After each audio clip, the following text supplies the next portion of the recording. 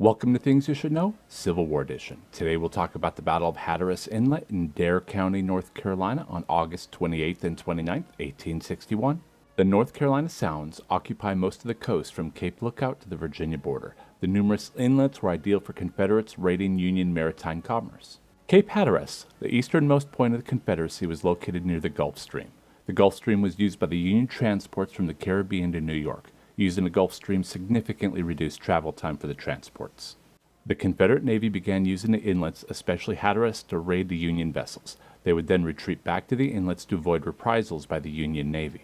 After the secession of the state of North Carolina from the Union, North Carolina set up 4 forts to defend the inlets from Union aggression. The Hatteras Inlet was the most important inlet, and therefore North Carolina built 2 forts to defend the area. They were named Fort Hatteras and Fort Clark.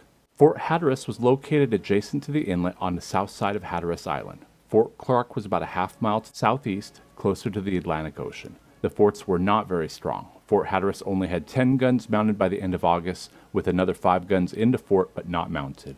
Fort Clark had only 5 guns. Furthermore, most of the guns were rather light. 32-pounders or smaller, of limited range, and inadequate for coastal defense. In response, during the summer of 1861, the U.S. Navy secured merchant ships so that by the end of the year, it had more than 260 warships and 100 more under construction. Once the Navy had reached a large enough force, the next stage began, the removal of the Confederate raiding fleets in the inlets. Early on the morning of August 28th, several ships under the command of Flag Officer Silas H. Stringham began their assault on the forts. The USS Minnesota, USS Wabash, and the USS Cumberland began to bombard Fort Clark, while the lighter warships accompanied the transports to a point about 3 miles east, where the troops began to disembark.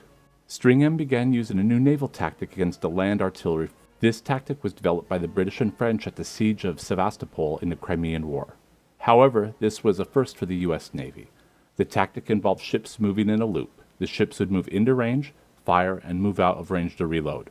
By staying in motion, ships did not allow the land artillery to correct their fire, removing much of the advantage of land-based artillery. The tactic worked. Fort Clark was not able to make a single hit against the Union ships, and in addition, the land-based artillery ran out of ammunition before 1 p.m. that afternoon.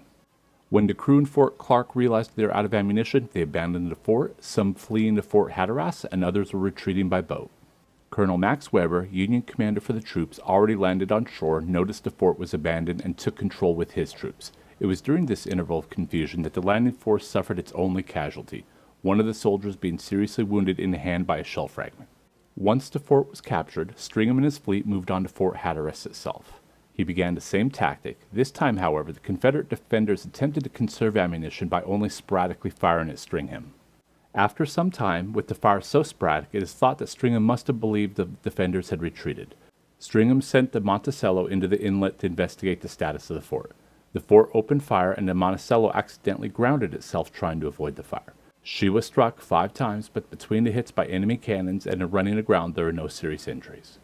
The day came to a close, and Stringham and his ships pulled away to avoid the incoming storm. After dark, Confederate reinforcements began to arrive, led by the gunboat, the CSS Warren Winslow. This brought the fort's garrison to more than 700 men, with more expected. The goal was to retake Fort Clark with the morning light. The morning of the second day stole away most of the optimism of the Confederates. The weather had died down, and the Union fleet had returned. In addition, the Union fleet drove off the transports that were bringing more reinforcements.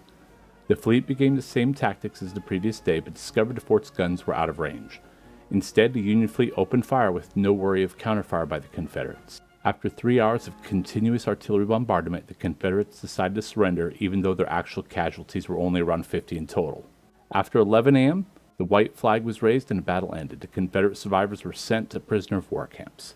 The estimated casualties were 6 Union and 670 Confederates, including prisoners of war taken.